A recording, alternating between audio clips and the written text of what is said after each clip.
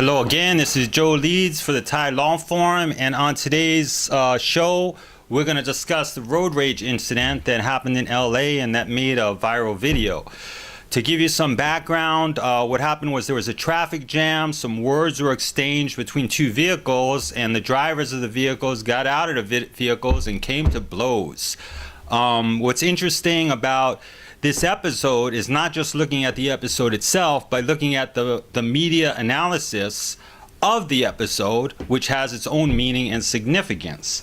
So what we're going to do first is we're going to look at one of the leading YouTube channels, the Young Turks and Mr. Cenk Uygur, who's a very popular channel and he puts out a lot of content. Much of it is very good. I'm a fan.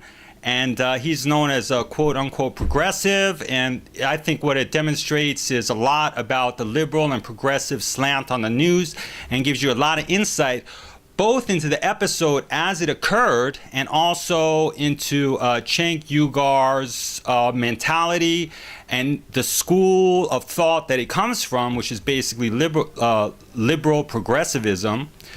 And the way they think and analyze situations such as this. So let's have a look at the clip first.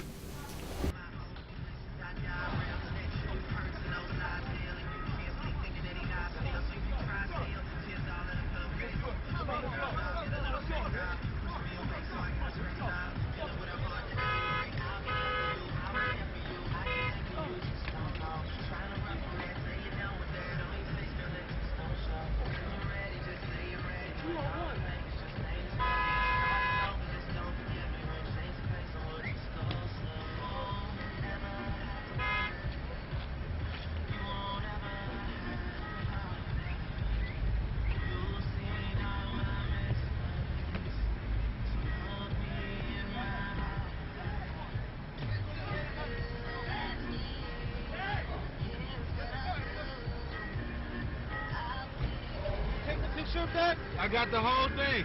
Hey, get the license plates. Hey, get the license plates. Yeah. You all right, bro? All right. Come on. Get up. You can't get up? Huh? No. Jesus.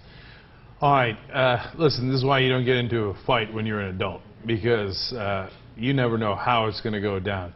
Now, the one on two, the black guy with the red shirt, he was the better fighter, and you could tell he knew how to fight. He kicking the punching, he had the better of the one guy until the other guy jumped in, and he even had the better of them for a while until they caught him with the right punch. That when he was looking at the other guy, and next thing you know, and then the thing that I always like is physically repulsive to everybody watching, but to me as well, of course, is after he's down, and they kick him and they kick him and they kick. Okay, Cenk. You must be from the suburbs. Let's look at that fight again with a more careful eye. What happened here was that you have two individuals squaring off.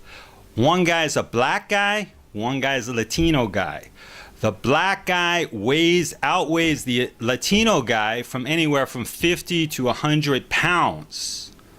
Okay, they square up, and what happens is that although Cenk Uygur states that the black guy obviously was a better fighter, considering the size of the Latino guy, he does quite well, and he has major cojones for going up against a guy that's much bigger than him.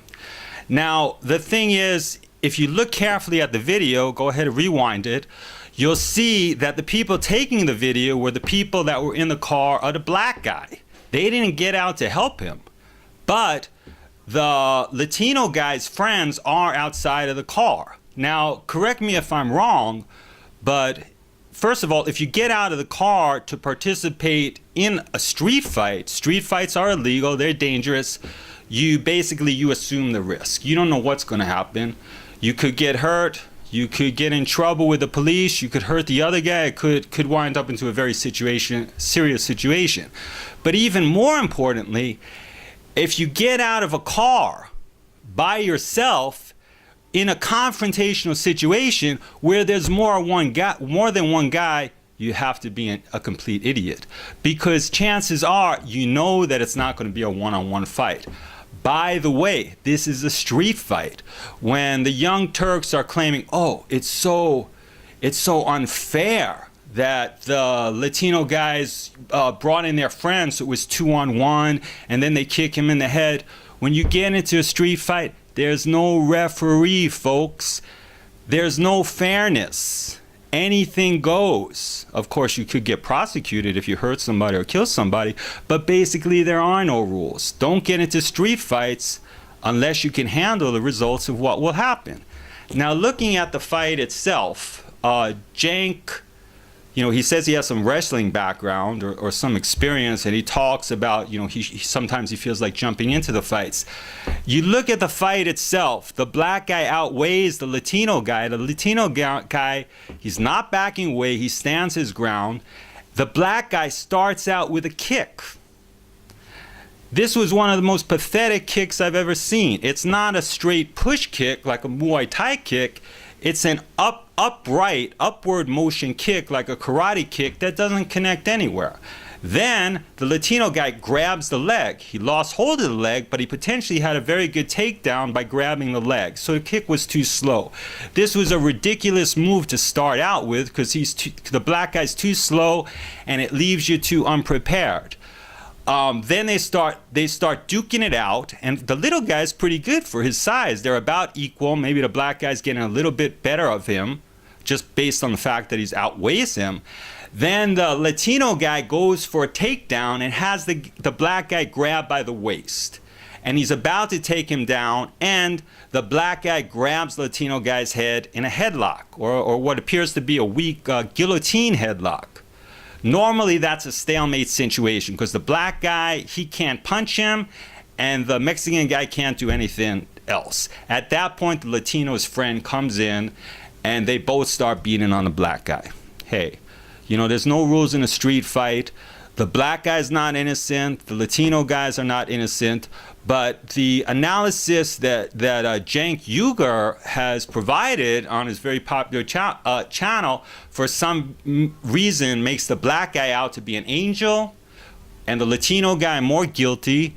And the black guy, he states, is a better fighter. The black guy is not a better fighter. The Latino guy was a better fighter, although he was outweighed. And don't get into fights, folks. That's our analysis for today. We hope you watch our channel, and have a good one.